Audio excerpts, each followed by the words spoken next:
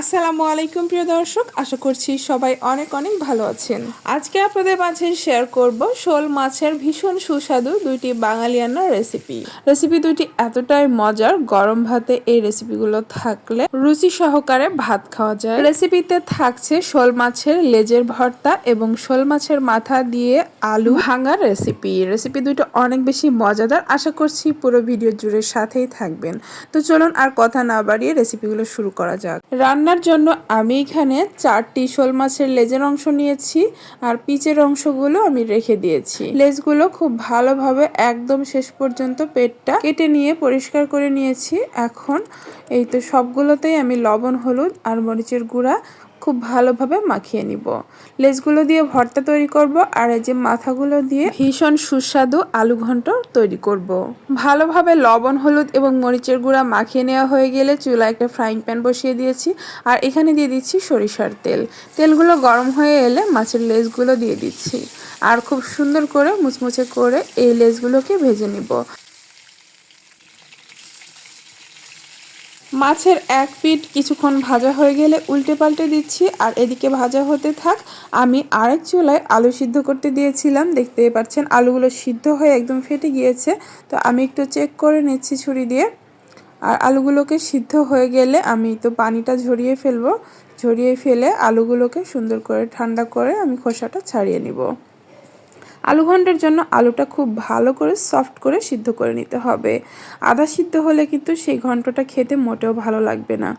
এরপরে খোসাগুলো ছাড়িয়ে আমি সাইডে রেখে দিব, দিয়ে আগে ভর্তাটা তৈরি করব, তারপরে আপনাদেরকে আলু ঘন্টর রেসিপিটা আমি শেয়ার করব। দেখতে পাচ্ছেন মাছগুলো কথা বলতে বলতে এদিকে লাল লাল করে ভাজা হয়ে গেছে। আর এরকম করে যখন ভাজা হয়ে যাবে তখন এখানে বড় যে রসুনগুলো থাকে পুরো একটি রসুনের কোয়া এখানে অ্যাড করছি আর দিয়ে দিচ্ছি বেশ কিছু এক মুঠো পেঁয়াজটাও একটু মোটা করে নিয়েছি যাতে একদম পুড়ে না যায়। আর 4-5টা কাঁচামরিচ দিয়েছি। আর ভর্তার জন্য শুকনো মরিচ ভাজাও ব্যবহার করা হবে, তাই আপনি স্বাদমতো কাঁচামরিচ এখানে অ্যাড করে নেবেন। এখন এই তো পেঁয়াজ, রসুন আর মাছ সব কিছু একসাথে সুন্দর করে ভাজা ভাজা হয়ে আসা পর্যন্ত নাড়াচাড়া করতে থাকবো।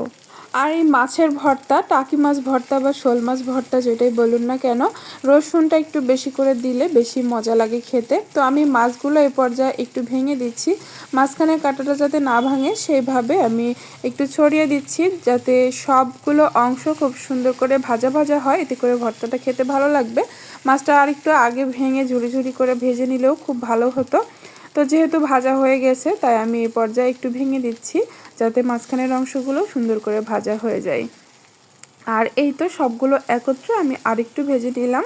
এখানে কিন্তু আমার মাছ, পেঁয়াজ, রসুন, মরিচ সব কিছু সুন্দর করে ভাজা হয়ে গেছে। আমি এখন চুলা থেকে নামিয়ে এই তো মাছের মাঝখানের কাঁটাগুলো আর লেজের অংশটা কিন্তু আমি এইভাবে বাদ দিয়ে দিয়েছি। এখন আমি এই যে ভেজে নেওয়া মরিচ আর শুকনো মরিচ নিয়েছি 2টা, সাথে লবণও নিয়েছি, নিয়ে এখন খুব সুন্দর করে চটকে মাখিয়ে নিচ্ছি। এগুলো আপনি আপনার স্বাদ অনুযায়ী এখানে কাঁচামরিচ এবং শুকনো মরিচ দুটোই ব্যবহার করবেন। দুটো মিলিয়ে ভর্তাটা তৈরি করলে অনেক বেশি মজার হয়। আর কিছু কাঁচা সরিষার তেল এখানে অ্যাড করছি, এতে করে ভর্তাটা আরও বেশি মজার হয়ে যাবে। এখন এই তো মাছগুলোকে সুন্দর করে হাতের মাঝে চটকে চটকে ভর্তাটা করে নিতে হবে। আর এই যে ভাজা রসুনগুলো, এগুলো একটু বেছে বেছে চটকে নিতে হবে, এতে করে ভর্তাটা আরও বেশি সুস্বাদু হবে। তো এখন এভাবে মাখিয়ে নিলেই তৈরি হয়ে যাবে সুস্বাদু শোল মাছের লেজের ভর্তা। ঠিক সেম প্রসেসে কিন্তু টাকি মাছেরও ভর্তা তৈরি করতে পারবেন। এই শোল মাছগুলো মিডিয়াম সাইজের, খুব বেশি বড় না আবার একেবারে ছোটও না। তো আমি লেজের অংশগুলো নিয়েছি ভর্তার জন্য। তো ভর্তাটা কিন্তু হয়ে গেল। আপনারা বাসায় অবশ্যই এভাবে মাছ ভর্তা ট্রাই করবেন যদি কখনো না খেয়ে থাকেন। মুখে যখন একদমই রুচি থাকে না, কোনো কিছু খেতে ইচ্ছা করে না, তখন কিন্তু এই ভর্তাটা খুবই কাজে দেয়, রুচি সহকারে ভাত খাওয়া যায়।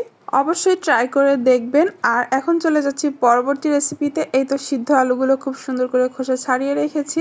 চুলায় একটা প্যান বসিয়ে এখানে দিয়ে দিচ্ছি সরিষার তেল পরিমাণ মতো, যে যেরকম খেতে পছন্দ করেন।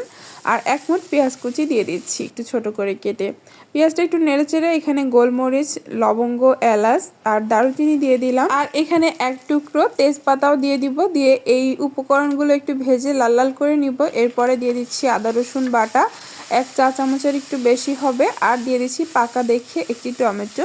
আলু ঘন্টতে এই যে টমেটোটা এভাবে মশলার সাথে সুন্দর করে ভুনে নেবেন, তাহলে খেতে অনেক বেশি মজাদার হবে। যে কোনো মাছ আলুর ঘন্ট বা মুগ ডালের ঘন্ট। এখানে স্বাদ মতো লবণ দিয়ে দিচ্ছি, হলুদের গুঁড়া, মরিচের গুঁড়া, ধনিয়া গুঁড়া এবং জিরা গুঁড়া প্রায় 1 থেকে 1.5 চা চামচ করে অ্যাড করলাম স্বাদ অনুযায়ী। অল্প একটু পানি দিয়ে এই উপকরণগুলোকে খুব সুন্দর করে কষিয়ে নেব যতক্ষণ না উপরে তেল ভেসে আসছে। আর যত ভালোভাবে কষিয়ে নেবেন আদা রসুনের কাঁচা গন্ধটাও চলে যাবে আর খেতেও ভালো লাগবে। কষানো হয়ে গেলে এখানে শোল মাছের মাথাগুলোকে দিয়ে দিচ্ছি, সাথে একটা পিচও নিয়েছি। তো এখন এইগুলোকে আমি না ভেজে এই মশলার সাথে কিন্তু মাছগুলোকে কষিয়ে নিব। চাইলে মাছের পিস দিয়েও করতে পারেন, তবে মাথা দিয়ে বেশি ভালো লাগে খেতে। আবার অন্যান্য মাছের মাথা দিয়েও কিন্তু এভাবে আলু ঘন্ট করে খেতে পারেন, সেগুলোও ভালো লাগে। তবে শোল মাছ দিয়ে আলু ঘন্ট করলে সব থেকে বেশি মজা লাগে। তো দেখতেই পাচ্ছেন মশলাপাতির সাথে মাছটাকে খুব সুন্দর করে নেড়েচেড়ে ভুনে কষিয়ে নিচ্ছি। আর মাছগুলোকে একটু আধা ভাঙা করে নিব, খুব বেশি ভেঙে গলিয়ে ফেলবো না, জাস্ট একটু ভেঙে দিব। এতে করে মাছের যে টেস্ট সেটা কিন্তু ঘন্টের মধ্যে খুব সুন্দর করে ছড়িয়ে যাবে। কষানো হয়ে গেছে, এখন সিদ্ধ আলুগুলো আমি এই যে আধা ভাঙা করে দিয়ে দিচ্ছি।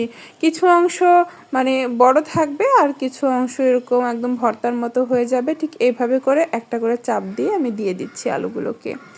অনেকেই আলুগুলোকে একদমই ম্যাশ করে ভর্তার মতো করে দেন, তবে আমার কাছে একটু কিছু কিছু আলুও গোটা থাকলে খেতে ভালো লাগে, তাই আমি সেভাবে করে নিচ্ছি।